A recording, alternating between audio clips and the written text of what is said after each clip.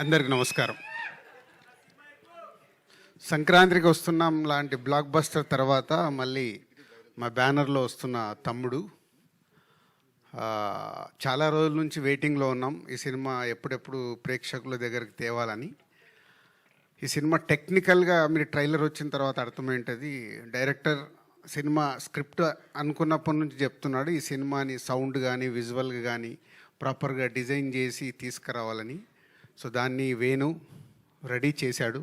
అంటే ఒక ఎంసీఏ, ఒక వకీల్ సాబ్ తర్వాత డైరెక్టర్గా ఆయన అటెంప్ట్ చేసిన సినిమా కాబట్టి ఆ సక్సెస్లతో పాటు ఈ సినిమా సక్సెస్ కావాలనే ఒక ఆకాంక్షతో ఆల్మోస్ట్ 4 సంవత్సరాలు 2021 April 9th Vakeel Saab. So 4 years ఈ సినిమా మీద వేణు టైం స్పెండ్ చేయడం.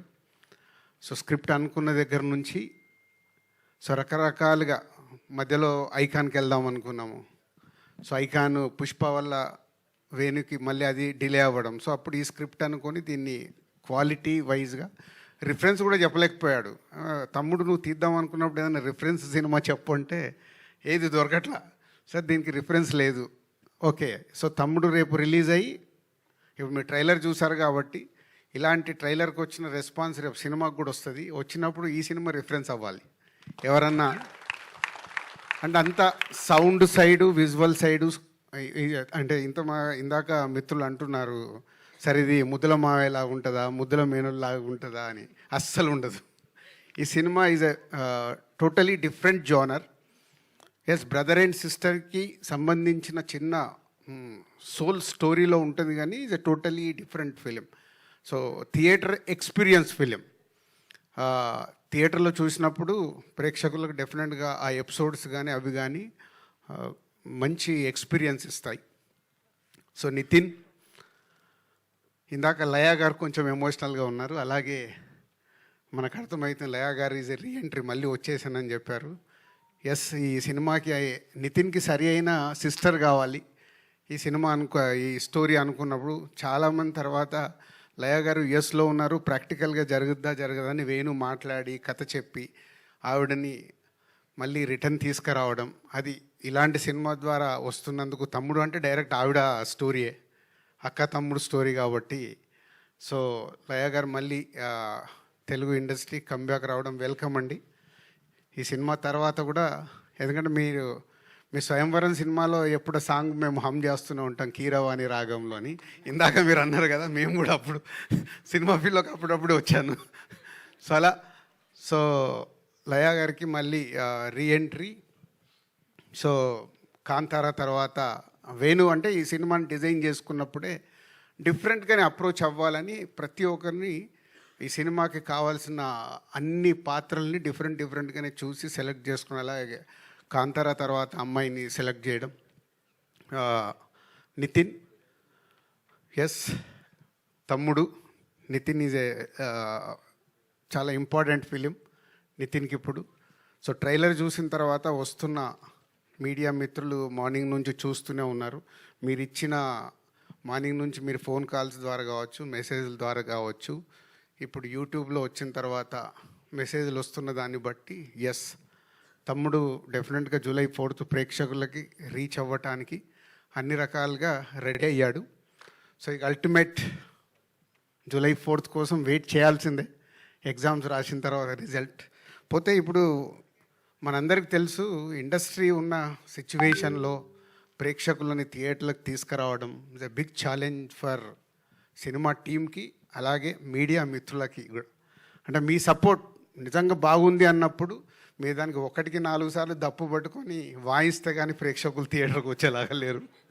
సో వీలైనంత వాయించండి. మీకు ట్రైలర్ నచ్చింది కాబట్టి రేపు సినిమా నచ్చితే కూడా July 4th రోజు మీరు వాయిస్తేనే మళ్ళీ ఈవినింగ్ నుంచి థియేటర్స్ ఫుల్స్ అవుతాయి.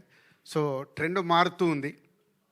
అలాగే కొన్ని అంటే ఖచ్చితంగా జెన్యున్గా ఉండాల్సిన సిచ్యువేషన్సే ఫామ్ అవుతున్నాయి. ఒక మంచి సినిమాని మనం ప్రేక్షకుల దగ్గరికి తీసుకెళ్ళి వాళ్ళని థియేటర్కి రప్పించి వాళ్ళకి నచ్చితేనే ఆ సినిమా చూస్తున్నాం. లాస్ట్ 6 monthsలో only 4 to 5 films successful films అంటే చాలా బ్యాడ్ షేప్లో ఉన్నాం.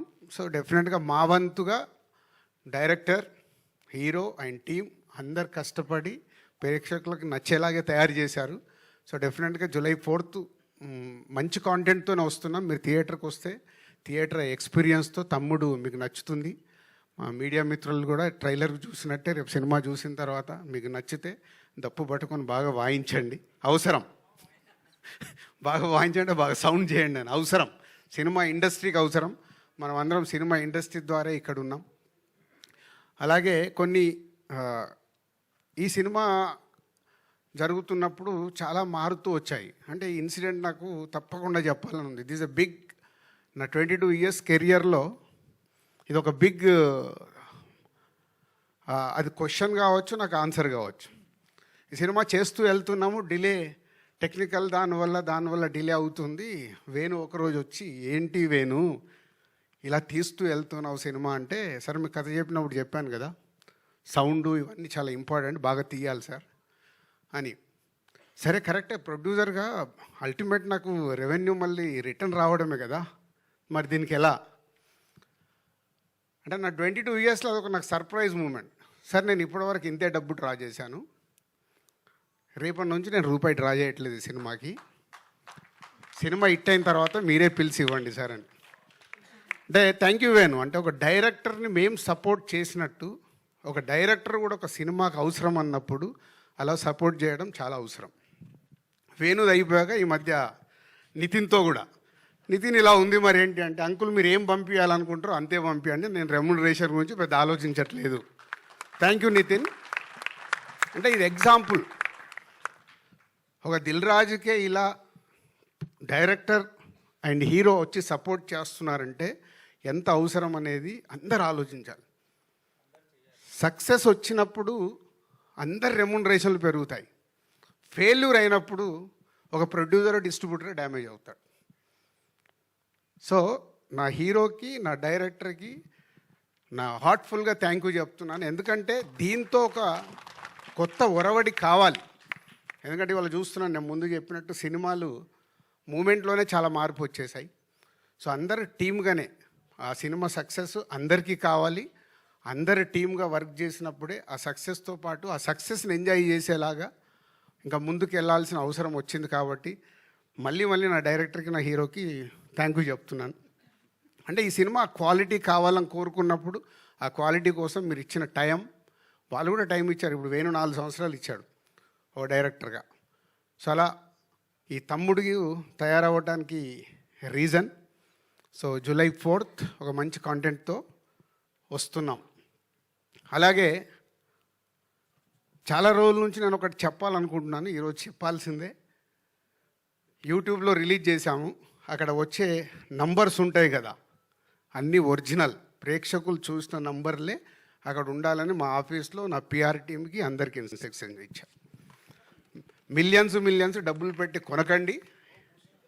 ఎందుకంటే ఒరిజినల్గా మన ట్రైలర్ కానీ మన సాంగ్ కానీ ఎంత రీచ్ అవుతుందో మనకు తెలిస్తే మన సినిమా ఎంత రీచ్ అవుతుంది అర్థమవుతుంది. మనము కొనేసుకొని ఇచ్చే నంబర్లు అక్కడ నంబరే కనిపిస్తుంది, కానీ అది ప్రేక్షకుడికి రీచ్ అయిందా అవ్వలేదా తెలియట్లేదు. సో మళ్ళీ అది కూడా నేను మొదటి స్టెప్ వేసేసాను. కొంచెం కష్టమైనా ముందుకు వెళ్ళాల్సిందే. దానికి మీడియా మిత్రులు మీ సపోర్ట్ చాలా అవసరం. ఎందుకంటే మీరు అన్నీ ఏకటానికి, ఇప్పుడు Q&A అనగానే ఏకటానికి చాలా రెడీ అవుతారు. ఇలాంటి ఎందుకు అడగారో నాకు అర్థం కాదు. ఇవి కదా మీరు Q&Aలో నో ఫాల్స్ ఆపాలి. ఫాల్స్కి వెళ్తున్నాయి ఆపటానికి వద్దు. ఈ సినిమా నుంచే మొదలు పెడదాం. విషయం ఉంటే 100% ప్రేక్షకులు చూస్తారు, విషయం లేదనుకో వాళ్ళే రిజెక్ట్ చేస్తారు. ఇంకెందుకు మనకు టెన్షన్? మంచి విషయం ఉన్న సినిమా తీయాలి. ఇప్పుడు సంక్రాంతికి వస్తున్నాం, తీసాం, నచ్చింది కాబట్టే ఒక regional cinema all time record అయింది కదా. సో ఒక కోట్ అనే సినిమా వచ్చింది, నాని ప్రొడ్యూస్ చేస్తే కొత్త వాళ్ళతో అందరితో పెడితే సూపర్ హిట్ అయింది. సో కాంటెంట్ మనం రీచ్ చేయగలిగినప్పుడు ఆటోమేటిక్ సూపర్ హిట్ అవుద్దని 2025లో మనకు ప్రూవ్ అయింది. సో కాంటెంట్లో కష్టపడదాం, కాంటెంట్తో రీచ్ చేద్దాం అన్ని సినిమాల్ని. ఎందుకంటే Telugu cinema industry is number 1, no doubt. ఇవల్ల ఇండియాలో నంబర్ 1లో ఉంది. ఆ స్థానాన్ని కాపాడుకోవాలంటే మేమందరం కష్టపడాలి. మా directors, writers, technicians, producers, heroes అందరం మేము కష్టపడి మంచి సినిమా డెలివరీ ఇస్తే ప్రేక్షకులు రెడీగా ఉంటారు. సేమ్ టైం ప్రేక్షకుల్ని థియేటర్కి తీసుకురావడానికి మాతో పాటు మీడియా మిత్రులు చాలా అవసరం. మంచి సినిమాని కాంటెంట్ బాగున్నప్పుడు మీరు ఇందాక నేను చెప్పాను కదా, డప్పు పట్టుకొని ఒకటికి 4 సార్లు వాయించాల్సిన టైం వచ్చింది, వాయిస్తే వాళ్ళు వస్తారు. Thank you sir, thank you so much. And ఇప్పుడు